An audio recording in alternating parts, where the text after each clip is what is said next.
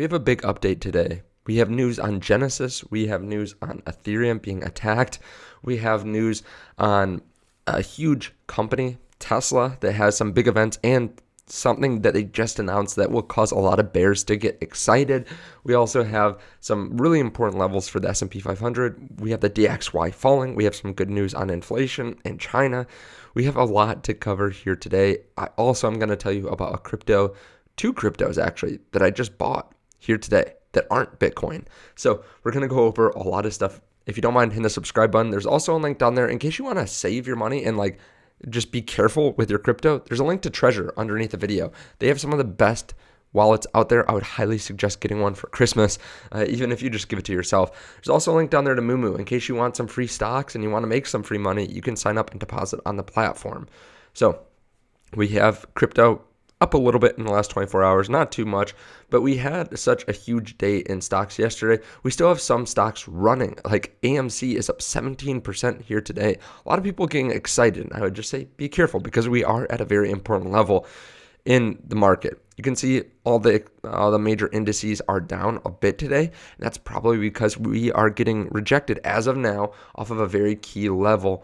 This is the S&P 500. You can see this downtrend all year, and we're testing the downside of this. You can see that we're within about $10 on the S&P 500 or so. We really need to get up to about 4,110. So about a 1% increase in the S&P 500 today would send us over that level. And I think a lot of traders would get very excited about this. A lot of people would be watching this level. And if we break out, that could be very good news. We could see a pretty big Santa Claus rally. We also are seeing the DXY fall down today. We're under 105.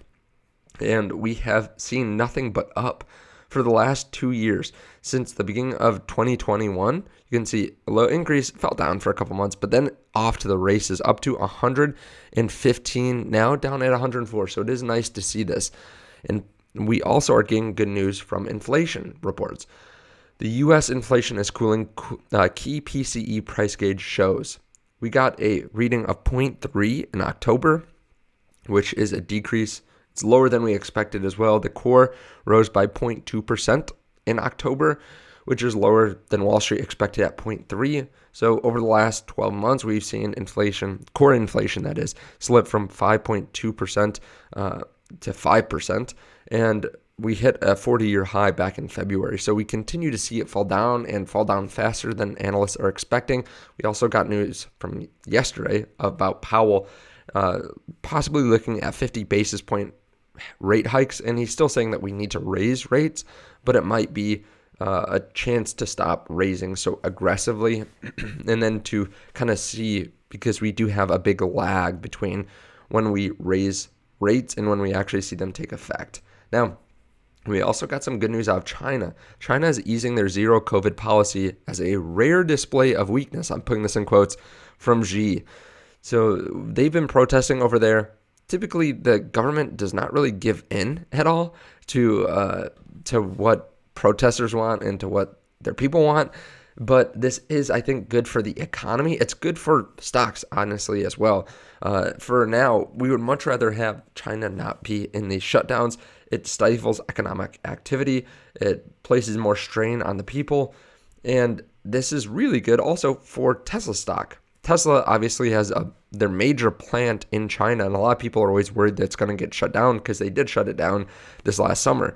Now, I did a 30-minute video on Tesla just a few days ago. They have some big things that they just announced here today and they have going here today. So I would pay attention to this. If you haven't seen that video, I'll put it on the end screen. There were a couple things I didn't cover about Tesla in that video that I think are positives. For example, their safety scores and also their PEG ratio. But I can cover that in a future video if you want. But they did have some big news. And again, we'll get to Ethereum and Genesis here in a moment. But they are announcing they are having their Tesla delivery event, their semi-delivery event to Pepsi here today, later today. And they also completed their 500-mile journey with a full load with a Tesla Semi just a few days ago.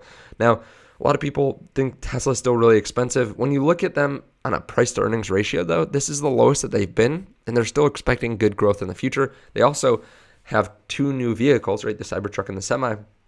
But it was dropped recently that one, they have a $25,000 vehicle that they're working on, and one of their designers kind of indicated that they are working on another car as well. So they still are growing a lot in terms of their revenue and net income, but they're also growing to new markets.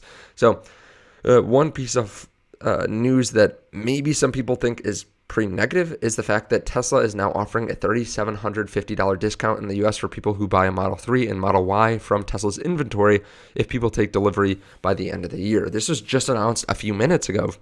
There could be a variety of reasons for this. I think the bears will like this, and this might be the narrative for them, that demand is falling and that they have to lower prices. I think there could be a variety of reasons for this, though, that aren't really due to the demand.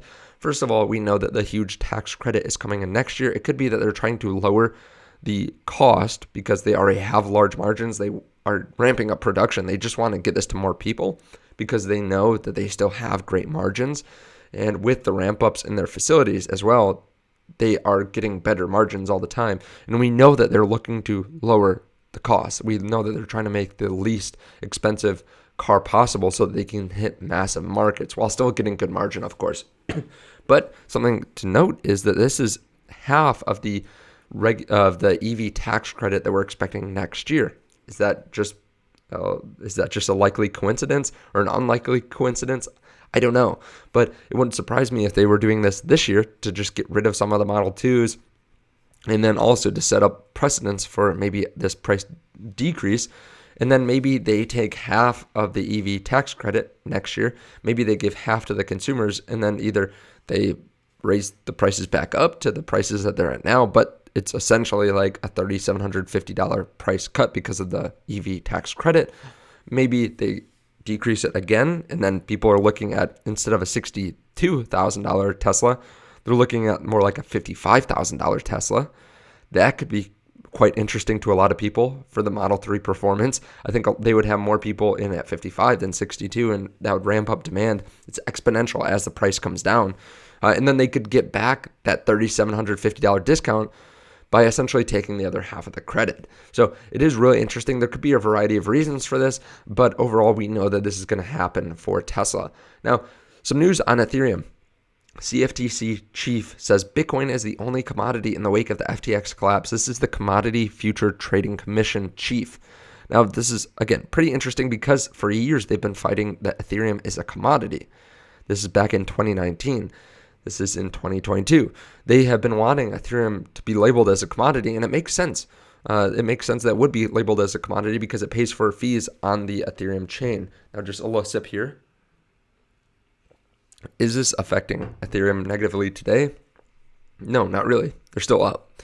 But I think that if they are labeled a security instead of a commodity, this could be a negative thing. But I still think they're going to be fine long term. Now, why do I think that? I'll show you in a second. But why is this happening? Why is the CFTC chief changing his tune? Well, it could be for a variety of reasons as well. It could be because of the SEC fighting Ripple. It could be that they think that they're going to lose that because they declared Ethereum a commodity. They're not trying to say why it's a commodity, but maybe they want to beat Ripple, set precedents. Maybe it's because they're trying to dodge regulation, or they're trying to dodge some of the blame for the FTX collapse. Maybe they don't want to be in charge of a lot of different cryptocurrencies, like when FTX collapsed.